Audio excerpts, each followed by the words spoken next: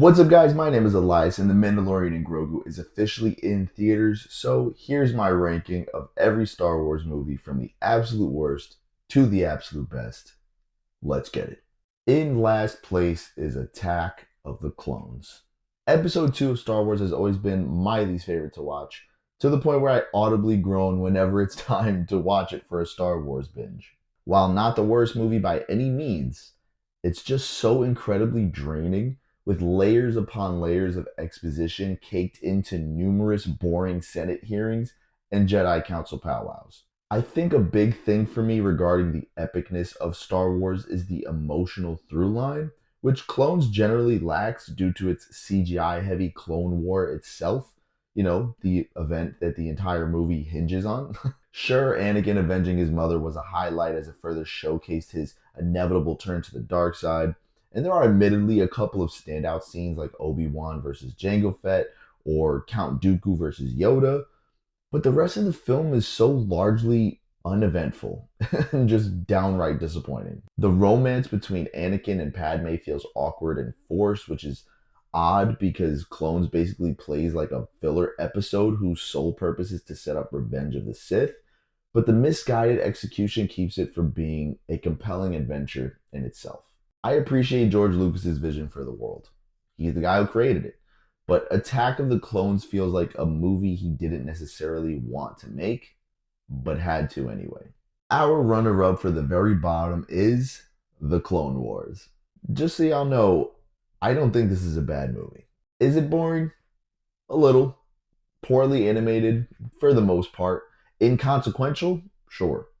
But there's still some fun to be had with it being a setup for the beloved Clone Wars series, as well as an expansion of the lore by adding an apprentice to Anakin's resume. So basically, more filler. There is some novelty in seeing our favorite characters having a little more fun here in an otherwise forgettable story, but I just can't seem to bring myself to watch this over any of the live action versions besides the one I obviously just talked about. Besides, if I want to see animated Star Wars, I'd rather watch Genndy Tartakovsky's version or Star Wars Visions on Disney Plus, for example, mainly because Clone Wars feels like, and was confirmed to be, 4 episodes of the show stitched together as an hour and a half backdoor pilot. It's cool witnessing what the Jedi Order was up to between Attack of the Clones and Revenge of the Sith, especially when it comes to Palpatine's rise to power. But as a standalone, it really does feel like Side Quest the movie. A complaint I had with The Mandalorian and Grogu, for example. And that movie features Rada the Hutt too. Is there a pattern? Maybe keep him out of the movies. If you like the show, you'll probably like the movie. But since I have no nostalgia for it, it's a big old dud in my book. Just missing the top 10 is The Rise of Skywalker. Now, I was super surprised when I was ranking these at just how low Rise of Skywalker ended up being on my list. But if I'm being honest, it's basically a masterclass in showcasing everything wrong with the Disney era of Star Wars. First off, I loved The Force Awakens, as you'll come to find out from its placement on this list, but when J.J. Abrams left directing duties to Rian Johnson for The Last Jedi, I got nervous. It was just too left field of a follow-up. But I remained cautiously optimistic when it was announced that JJ would be returning to direct episode 9. The thing is, I was right to be cautious. Rise does nothing to cohesively connect episodes 7 and 8, and instead of pushing its release date back to figure out how to properly end the story, Disney instead opted to throw every single thing at the wall to see what stuck, resulting in this duct-taped mess. Finn is sidelined as he fights for every bit of screen time he can get. Hux being the traitor made no sense. Rey being a Palpatine raises a terrifying number of questions. Kylo and Rey's romantic ending feels random and unearned. And of course, the Emperor himself somehow returned. In Fortnite, no less. I want to like this movie so much more. Heck, I want to love this movie. But with so many undercooked ideas flooding the runtime, it's difficult to get on board with this misfire of an outing when it could have been so much more satisfying. So, even though I had a genuinely good time watching this in theaters and still find it entertaining years later, it just isn't what I wanted from what should have been an epic conclusion to the Skywalker saga. Bringing us into the top 10 is The Last Jedi. If you ask me on any given day which I would rather watch between The Last Jedi and The Rise of Skywalker, I think it would simply depend on the mood I'm in. Do I want dumb, incoherent fun? Or do I want unnecessary, introspective deconstruction? Spoiler alert, I'm going to be mad either way.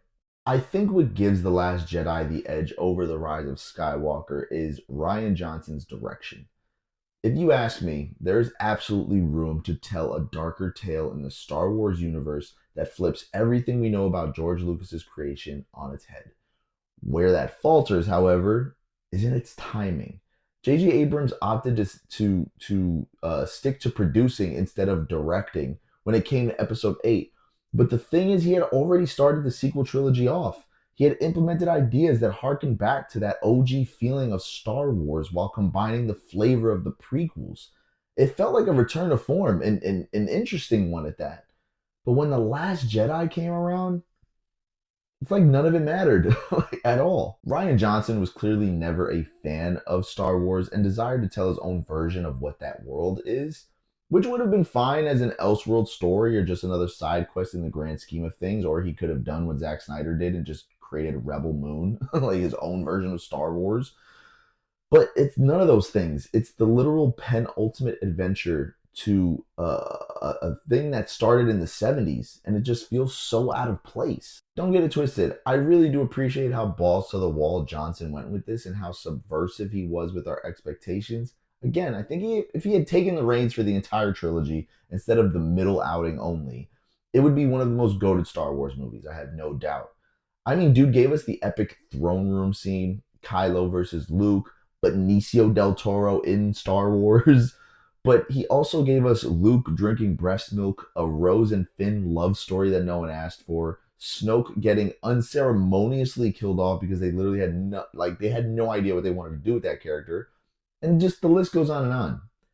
As you can see, The Last Jedi gives me Justice League levels of frustration. And although I dig the darker subject matter and just overall bleaker story, it's always a movie I wish was its own thing instead of being a part of the Skywalker saga. Rian Johnson, you made one heck of a Star Wars movie. You just did it at the wrong time. Unfortunately, at number 9 is The Mandalorian and Grogu. Now, I'm not exactly surprised that Jon Favreau's cinematic debut in Star Wars just barely cracked my top 10, but I am upset about it. I loved the first 2 seasons of The Mandalorian, and I still found season 3, with all its faults, to be a solid, entertaining season of Star Wars.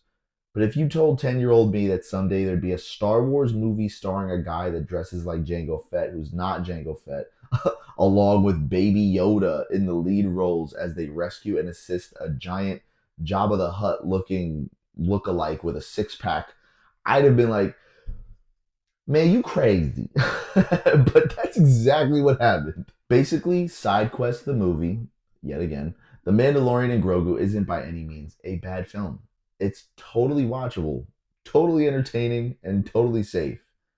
But that's what's wrong with it. While the visuals and performances are amazing, there's simply nothing special here. There's nothing that stands out. There's nothing important or significant. It really just feels like a short version of what could very well have been season 4 of The Mandalorian, and why they didn't just give us that in the first place is beyond me.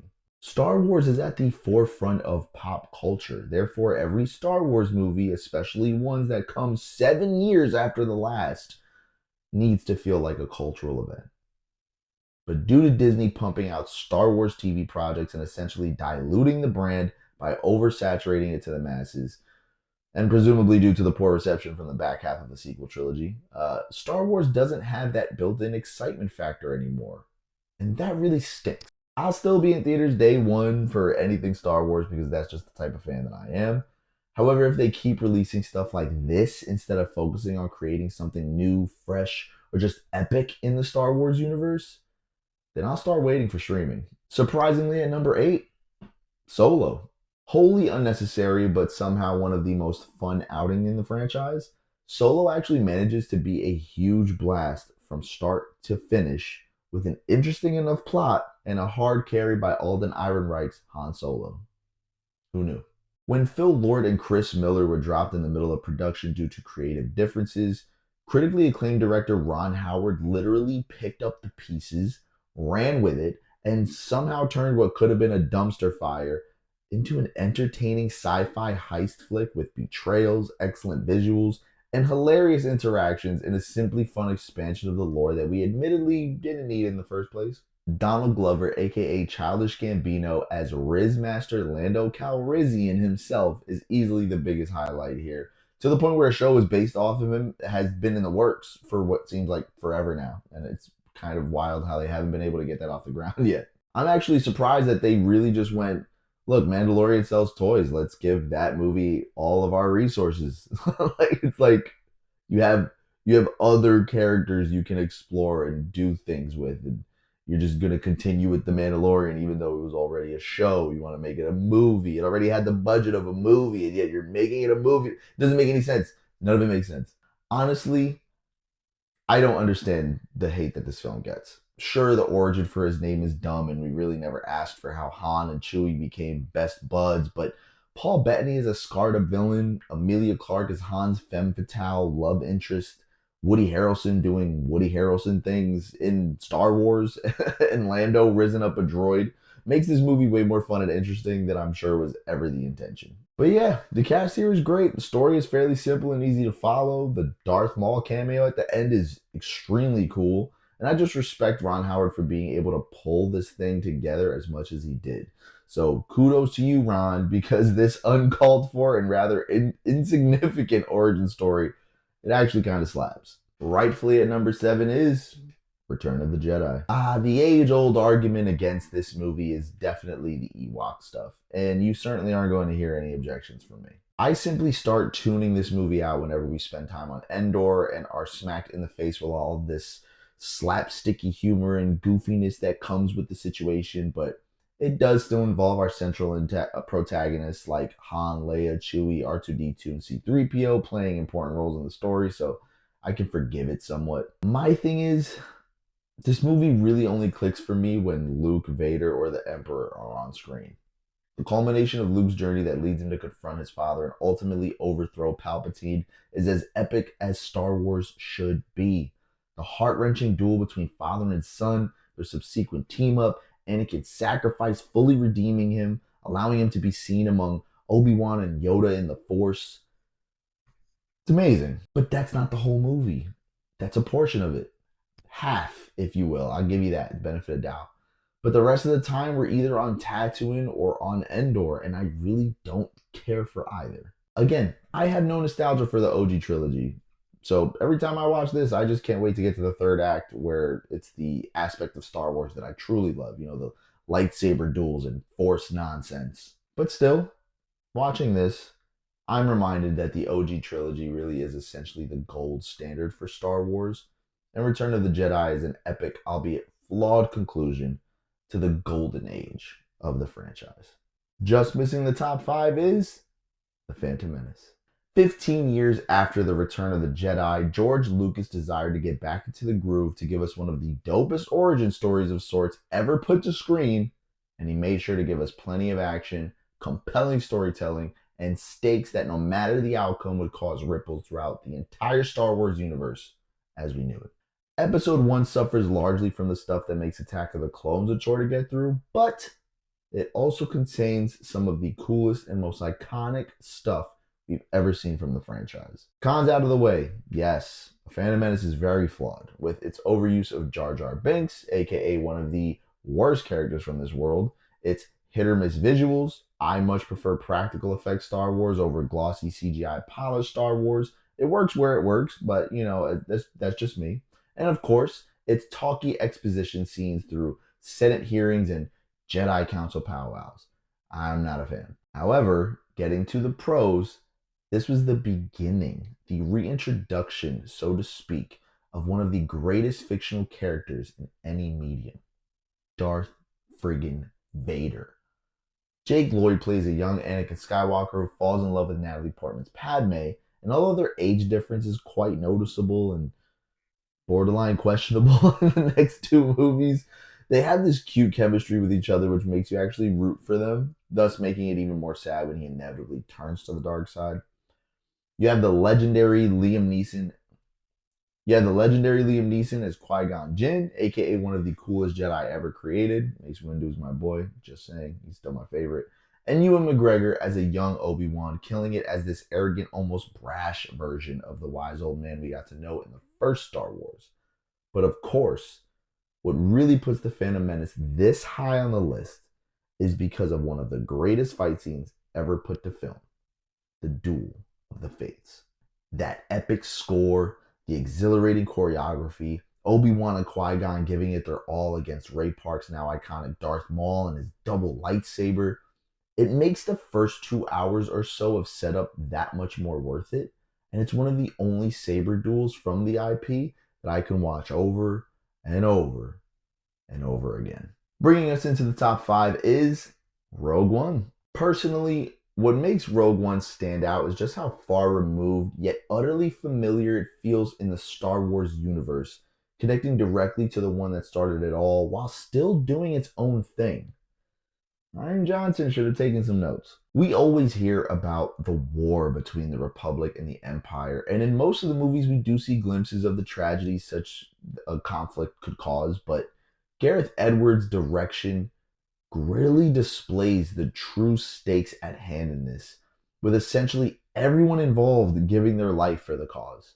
It makes Star Wars feel real, tangible, like more than just a fantasy world.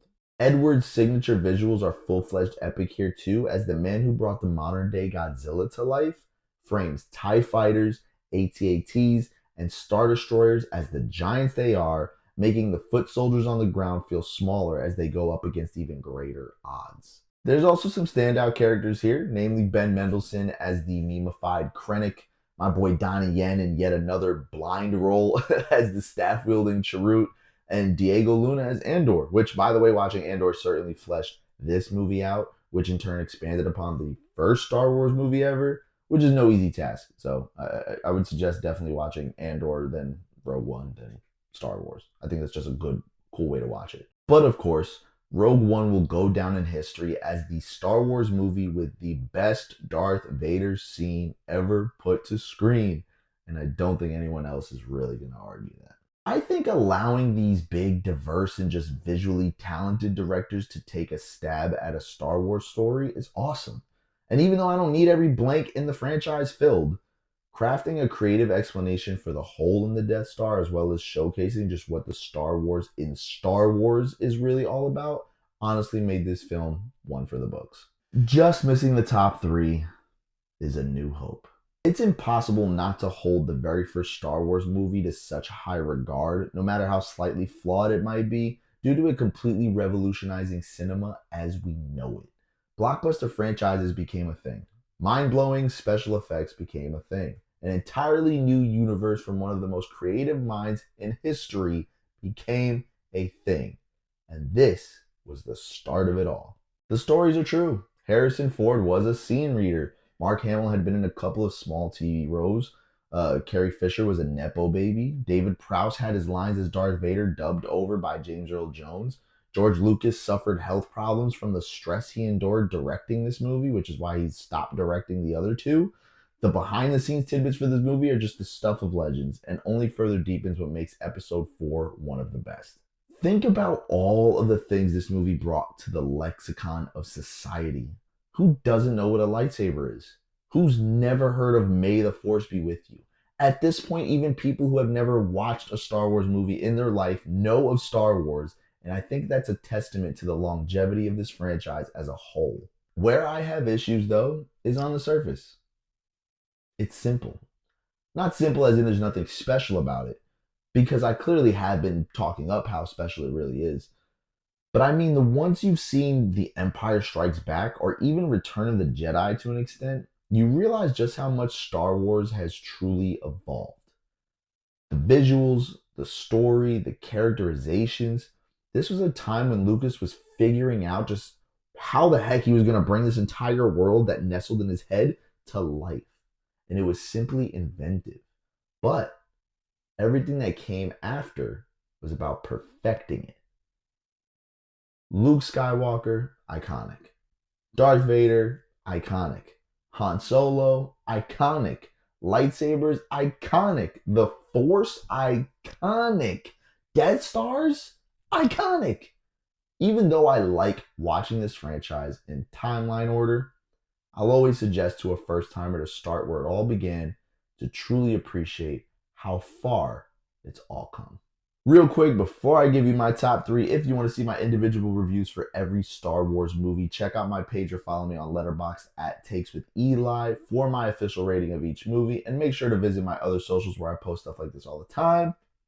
But let's get back to it. Bringing us into the top three, The Force Awakens. I know. Most would say it's sacrilege to put any Disney era Star Wars film above the OG. But like I said, I have no real nostalgia for the originals, and I really only loved one of the prequels. But all I remember are the goosebumps I got watching that first trailer for The Force Awakens. Like I was finally about to have my era of Star Wars.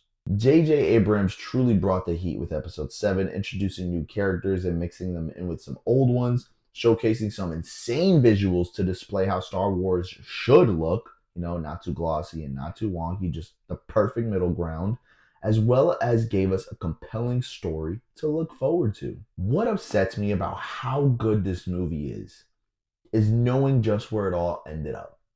Alone, it's just so friggin' entertaining, professionally made, and embodies to a T what makes Star Wars Star Wars. As part of the grander saga at large, however, it doesn't hold up as much as it should. That being said, you can't tell me Finn being a stormtrooper turned potential Jedi isn't one of the coolest character arcs. You can't tell me Daisy Ridley is not super charming as Rey, or that her camaraderie with Han Solo isn't extremely endearing. You can't tell me Adam Driver didn't kill it as a Vader wannabe Kylo Ren. You can't tell me the tease at the end with Luke Skywalker didn't make you giddy upon the first watch. And if you can't tell me any of those things, then I'm pretty sure you were not really a Star Wars fan to begin with. So, I don't hate you for it. I'm just saying.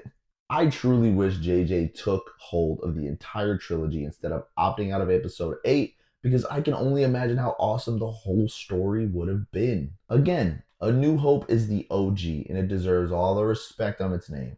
But watching The Force Awakens just does something to me, even if I have to imagine a better ending for the trilogy. Our runner-up for the top spot is The Empire Strikes Back. This is usually the fan favorite, so I'm sure I won't get much debate with it being in the top 3 at least, but The Empire Strikes Back is simply a sequel done right, taking everything that people loved about the original and dialing it up to 11. With Irvin Kershner at the helm this time around, it's unclear whether the franchise would have continued or worked as well as it did without him, because this sequel is a doozy. It not only expands the lore tenfold, but it also adds new characters, sinister revelations, upgrades the visuals, and tells a more fun and engaging story, making episode 5 a pivotal moment in the history of the franchise. We're introduced to the hilariously charming Yoda here at Dagobah where Luke trains with him. We find out Vader is Luke's father. Han gets frozen in carbonite. Billy D. Williams pops out as Lando Calrissian. There's just too much going on for this movie that it's difficult to acknowledge everything that made this an elevated sequel in every sense of the term. Like I said, and I've said it multiple times in this video, I have no real nostalgia for the OG trilogy, so that's the only reason this movie isn't number 1. But make no mistake, as a Star Wars fan, having Empire Strikes Back at number 2 only means that it's that dope. The OG trilogy is the only time having different directors for each movie actually worked because Lucas was there every step of the way. And how that all went wrong in the Disney era is beyond me. But in first place, I got Revenge of the Sith. Easily my favorite of the franchise. This was the first Star Wars movie I ever saw in theaters, so I have the most nostalgia for it. Sorry, not sorry.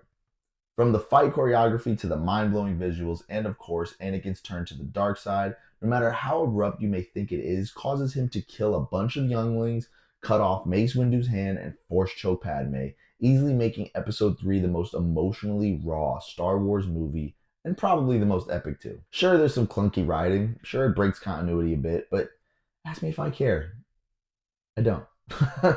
This is literally everything I love about Star Wars. The drama that comes with being an epic space opera, the immersive visuals, the lightsaber duels, the birth of friggin' Darth Vader. Revenge of the Sith just feels like the only movie from the prequels that George Lucas actually really wanted to make, and it shows. There's just so much love poured into this final chapter of Anakin's origins, so it's easy to overlook any technicalities.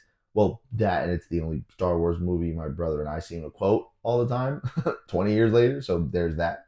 And it's no wonder people still love Hayden Christensen playing the role in the Obi-Wan and Ahsoka shows. He is Anakin Skywalker. Like, just as Ewan McGregor is Obi-Wan, and the way Lucas frames their interactions with the lighting and just the dialogue in general, it's clear this is probably his favorite one too. Not for nothing. Say what you want about the prequels. Say what you want about the sequels. Say what you want about the OGs. For me, Revenge of the Sith is peak Star Wars, and Dave Filoni would do right to bring the franchise back with the epic feel that it deserves. At the very least, give us another Yoda versus Palpatine fight, because I love seeing little frog Yoda jumping around, beating up an old guy who can jump around too. Well, that's it, guys. If you enjoyed this video, remember to hit that like button and get in my comments with your thoughts on my ranking, as well as what your ranking of every Star Wars movie would be. Let me know what you would like to see me talk about next. But until then, take care and God bless.